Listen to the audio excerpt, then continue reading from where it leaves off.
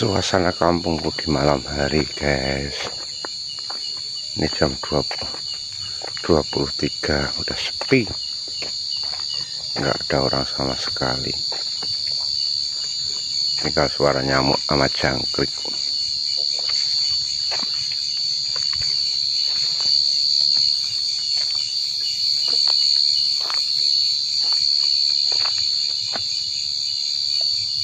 Ini suara jangkrik, gangsir.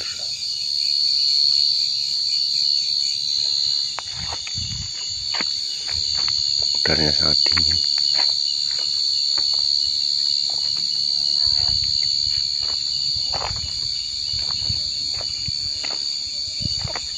Semua orang udah berada di peraduannya masing-masing karena capek kerja.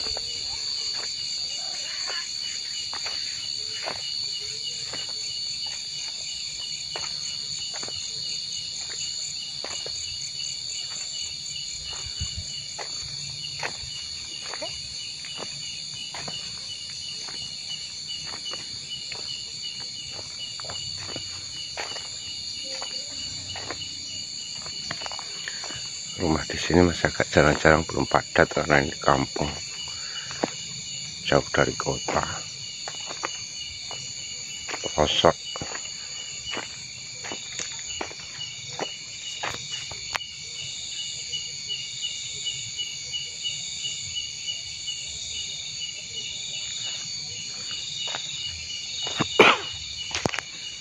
Nih suasana malam di kampungku.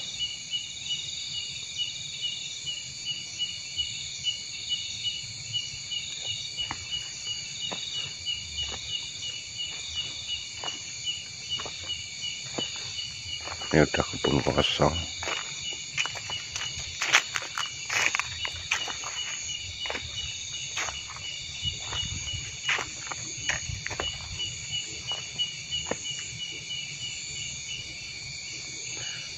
Anginnya kok tiba-tiba kenceng ya ini. Kok mau hujan? Ya guys, mau turun hujan.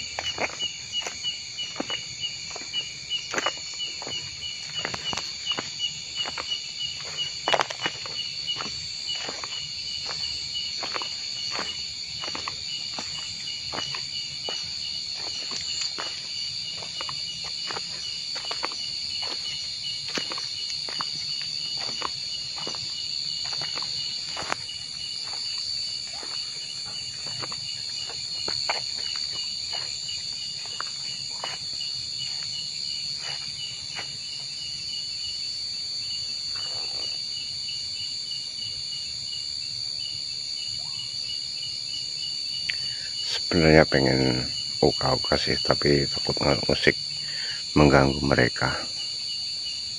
Kalau zaman dulu suka banget dengan nyari makhluk gaib atau seperti pocong, kuntilanak.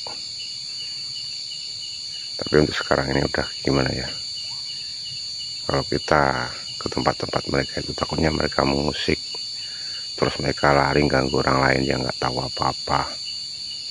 Jadi kegiatan-kegiatan seperti itu udah kuhentikan. Nggak kayak zaman dulu sering berkunjung tempat angker, bertemu dengan makhluk-makhluk seperti itu. Tapi apa ya dampak dari perbuatan itu? Misal, contoh dalam logikanya gini,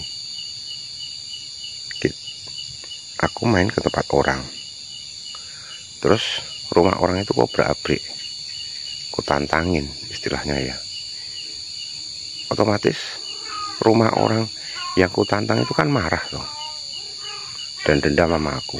Kok tiba-tiba aku nggak ada sopan santun masuk rumah orang itu, jelajakan atau nantangin makhluk orang yang punya rumah itu, pasti otomatis orang rumah itu marah. Sama halnya dengan saya, misal saya tempat angker malah lari cari penampakan atau apa, sama saya kurang sopan santun terhadap tempat itu, nantangin harus mereka muncul atau apa, pasti yang astral situ itu pasti marah. Ya mungkin nggak nyerang saya atau siapa, tapi menyerang yang lemah di antara kita. Bisa anak, bisa istri, bisa keluarga yang lain. Akibatnya berdampak seperti itu. Makanya saya nggak suka bikin konten penampakan atau tempat angker seperti youtuber yang suka ngevlog di tempat horor. Karena ya itu tadi sih, takutnya itu mengganggu mereka, mengusik mereka. Karena kita pun sebagai manusia juga nggak mau diganggu atau diusik. Tapi buat youtuber horor ya terserah mereka. Tapi kalau saran saya sih, kalau ke tempat-tempat yang kayak gitu ya kita harus permisi, karena makhluk kayak gitu juga nggak suka kalau kita usik, karena mereka udah tenang di situ. Misal kayak sarang kuntilanak, sarang genderuwo, sarang apa, kalau kita usik pasti mereka marah.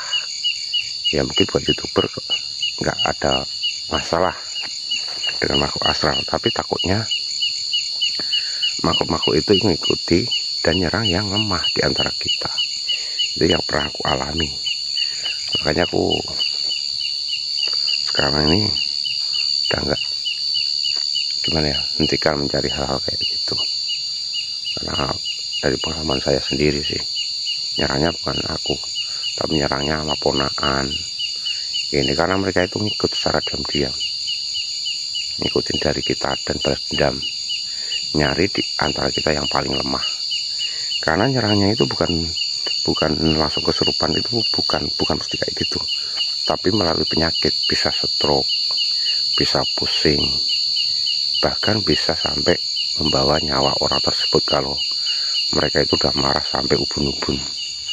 Seperti halnya teman-teman, jika didatangin orang mengganggu pasti kan marah, pasti dendam dan gak terima dengan hal kayak gitu. Sama juga kalau kita ngevlog tempat-tempat angker, dari penampakan atau apa, pasti mereka juga gak suka di expose atau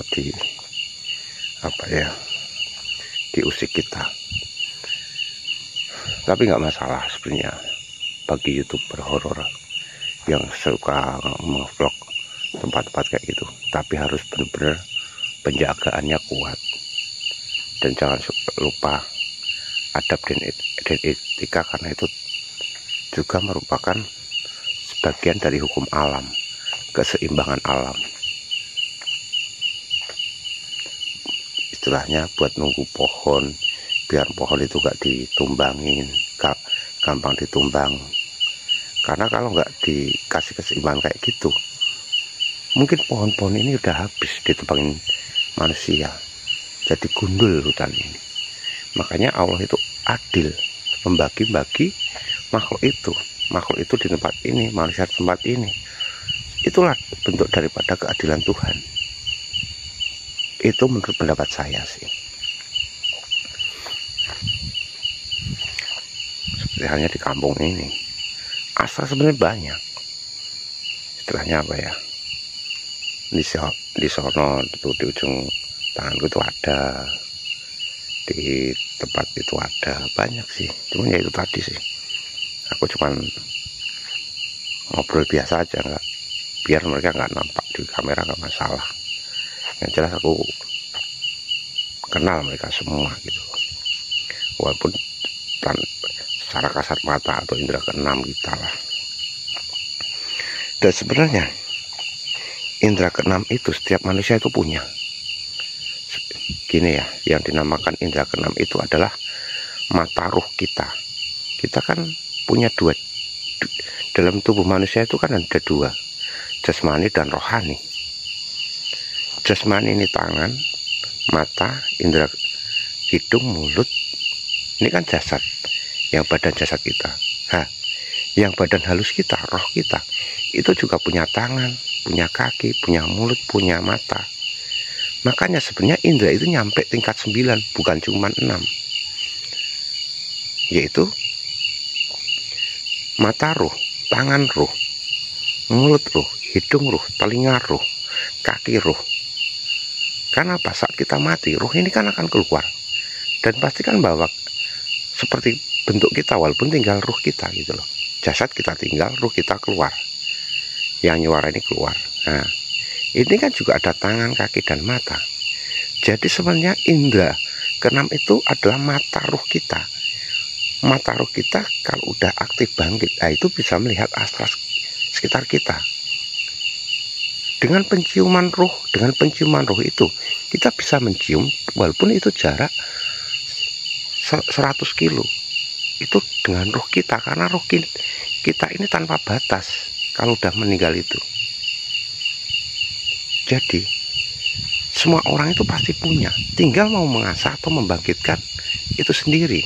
Karena ada yang dengan bantuan amalan atau apa, ada yang dari kecil itu udah bisa melihat dengan mata ruh dia. Jadi yang dinamakan mata batin atau indera keenam itu adalah mata ruh kita. Kalau kita mau kembangkan nanti jadi indera ke-9, yaitu indera roh kita yang nyampe ke-9. Karena dari 5 tambah 4, karena roh kita itu punya 4 indera juga, seperti hanya fisik kita punya 5 indera, panca indera. Jadi bisa bangkitin sendiri. Tapi kebanyakan orang sekarang kan enggak, untuk membangkitkan kayak gitu jarang gitu. Paling susah, apalagi bangkitin sendiri. Kalau nggak kuat ya bisa ngeblak gitu, karena kan bangkitin mata batin itu nggak harus kuat mental gitu loh, harus kuat mental ataupun fisik. Kalau lemah ya bisa terjadi hal yang nggak diinginkan sih. Sekian dulu hiburan dari saya, kurang dan lebihnya mohon dimaafkan. Wassalamualaikum warahmatullahi wabarakatuh.